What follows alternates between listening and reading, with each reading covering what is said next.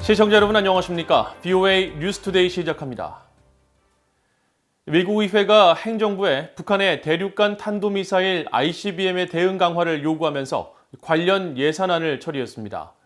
최근 트럼프 행정부가 지원 중단 의사를 밝혔던 미국 본토방어 레이더의 하와이 배치 계획도 다시 복원하도록 미사일 방어청에 추가로 1억 3천만 달러를 배정했습니다. 첫 소식 이조은 기자가 보도합니다. 미국 의회가 최근 통과시킨 2021 회계연도 국방 예산안입니다. 이 국방 예산안에는 미국 본토 방어를 담당하는 레이더를 하와이에 배치하도록 하는 내용이 포함됐습니다. 본토 방어 레이더의 효과적인 개발을 위한 목적으로 미사일 방어청에 추가 1억 3,300만 달러의 예산을 배정한 겁니다. 최근 트럼프 행정부가 지원 중단 의사를 밝혀 논란이 됐던 이 계획을 복원시키도록 요구한 겁니다. 하와이를 지역구로 하는 민주당의 브라이언 샤츠 상원 의원은 성명을 통해 본토방어 레이더가 하와이에 배치되면 미사일 위협을 탐지, 추적, 식별, 요격하는 미사일 방어청의 역량을 최적화할 것이라고 밝혔습니다. 그러면서 이는 북한과 다른 나라들의 하와이와 미국 본토 위협을 더 어렵게 할 것이라고 강조했습니다. 4년 전부터 추진돼 2023년 개발 완료를 목표로 하고 있는 이 레이더가 하와이에 배치되면 알래스카와 캘리포니아에 있는 지상 발사형 요격 미사일의 정확도를 크게 높일 것으로 평가되고 있습니다. 현재 미국은 알래스카 포트 그릴리와 캘리포니아 반덴버그 공군기지에 지상 기반 중간 단계 요격 미사일을 배치해 본토 방어 체계를 운용하고 있습니다. 의회는 최근 의결한 국방수권 법안을 통해 이 요격 미사일 20발을 2026년까지 추가 배치할 것도 요구했습니다.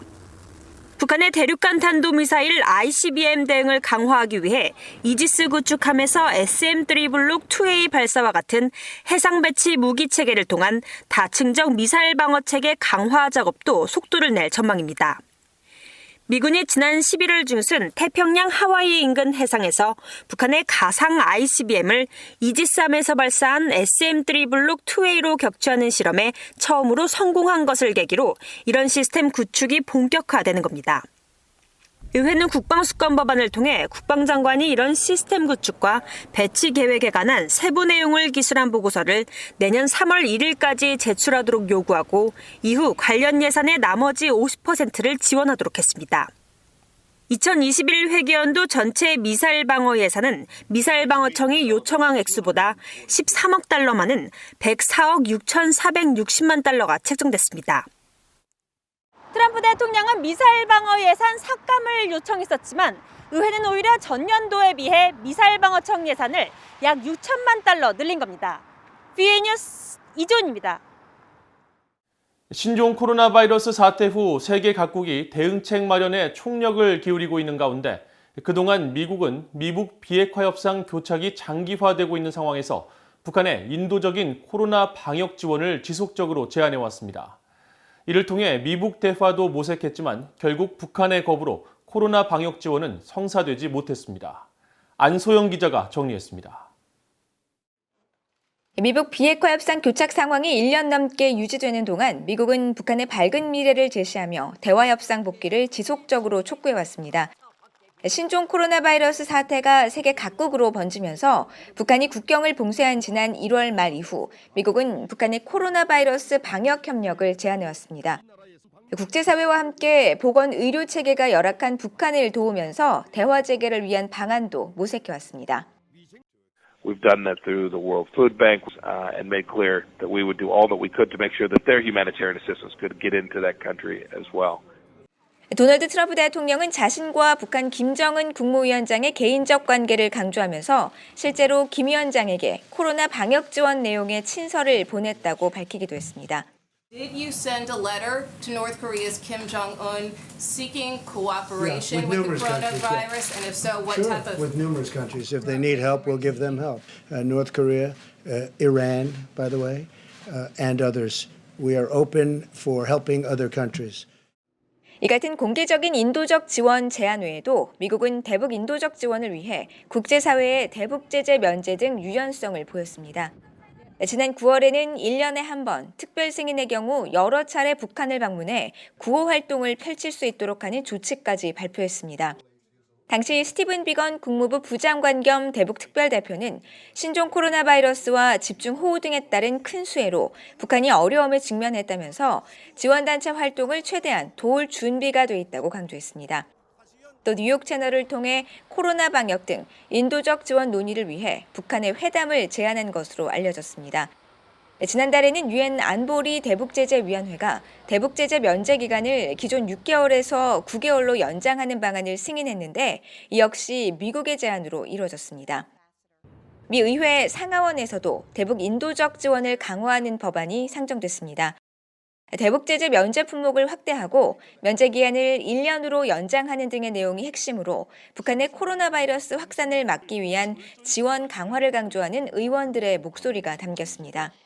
하지만 북한은 외부 지원을 받지 않겠다는 뜻을 거듭 밝히고 있습니다. 북한의 노동당 기관지 노동신문은 지난달 19일 논설을 통해 없어도 살 수 있는 물자 때문에 국경 밖을 넘보다가 자식들을 죽이겠는가 아니면 버텨 견디면서 자식들을 살리겠는가 하는 운명적인 선택 앞에 서 있다면서 국제기구 등의 지원 거부 명분을 북한 주민들에게 강조했습니다. VOA 뉴스 안소영입니다.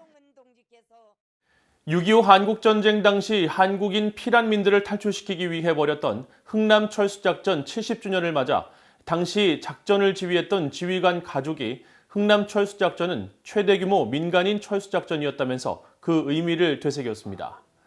당시 흥남 철수작전을 총지휘했던 에드워드 포니 미국 해병대령의 손자인 네드 포니 씨는 23일 주한 미국 대사관이 홈페이지와 사회 연결망 등을 통해 공개한 인터뷰에서 1950년 12월 24일 치러진 흥남 철수작전은 미국 역사상 전쟁 중에 실시된 최대 규모의 해상 민간인 철수작전으로 20세기 최대의 인도주의적 사건이었다고 말했습니다. 네드 포니 씨는 그러면서 자신의 할아버지인 에드워드 포니 대령이 흥남 철수작전 책임자로 임명돼 총 20만여 명의 병력과 피난민들을 철수시켰다고 전하고 그 후손들을 만날 때마다 감사의 인사를 드리며 흥남 철수작전의 의미를 다시금 깨닫게 된다고 덧붙였습니다. 네드 포니 씨는 세계와 정치를 둘러싼 여러 일들이 있지만 미국과 한국의 우정은 돈독하다고 강조하고 한국전쟁 70주년이 양국 모두에서 장병들의 희생을 되새기는 계기가 되길 바란다고 말했습니다. 북한은 신앙과 표현의 자유가 없는 곳으로 평양에 있는 봉수교회와 칠골교회는 북한 당국의 전시용일 뿐 신앙적인 교회로 보지 않는다고 옛 평양신학교 출신 목사가 말했습니다. 평양신학교 재학 중 한국전쟁 일사후퇴 당시 남한으로 탈출한 박희천 한국내수동교회 원로 목사는 25일 성탄절을 맞아 VOA와의 전화 인터뷰에서 한국전쟁 전후로 수많은 북한 지역 성직자들이 핍박과 순교를 당했다며 이같이 밝혔습니다. 박 목사는 특히 북한 당국이 전쟁을 개시하기 몇 개월 전인 1949년 12월까지 공산당을 따르지 않는 평양시내 모든 목사들에 대한 체포를 시도했다며 당시 기독교 교세가 강했던 평양 시민들의 동요를 의식해 목사들을 은밀하게 납치해 증발이란 표현이 무성했다고 증언했습니다. 박 목사는 이어 북한 주민들이 인간다운 생활을 하지 못한 채 성탄절도 기념하지 못하는 현실이 가슴 아프다며 하루빨리 한국인들처럼 자유롭게 아기 예수의 탄생을 함께 축하하는 날이 오기를 고대한다고 말했습니다. 평양신학교는 자유세계 기독교인들이 인정하는 북한 내 마지막 신학교로 북한 당국이 1950년 초 강제 폐쇄했습니다. 세계 최대 인터넷 검색 업체 구글이 2020년 한 해 가장 많이 검색된 인물 2위에 김정은 북한 국무위원장이 올랐다고 밝혔습니다. 구글이 최근 자체 홈페이지 구글 트렌드를 통해 공개한 자료에 따르면 김 위원장은 조 바이든 미국 대통령 당선인에 이어 검색 순위 2위에 올랐습니다. 김 위원장은 특히 지난 4월에서 5월 사이 검색 빈도 점수에서 100점 만점에 100점을 기록했는데 이 기간에는 김 위원장의 건강 이상설에 대한 보도가 이어진 시기로 혼수 상태, 뇌사 등의 연관 단어도 함께 검색 빈도가 증가했습니다. 가장 많은 사람들이 검색한 인물 1위에는 조 바이든 미국 대통령 당선인이 올랐고 이어 보리스 존슨 영국 총리는 3위, 카멀라 해리스 부통령 당선인은 4위, 그리고 미국 영화배우 톰 행크스가 5위에 각각 이름을 올렸습니다. 전체 검색어 가운데 올 한해 전 세계인들이 구글을 통해 가장 많이 찾아본 단어는 코로나 바이러스였습니다. 이상으로 VOA 뉴스투데이를 모두 마칩니다. 시청해주신 여러분 고맙습니다.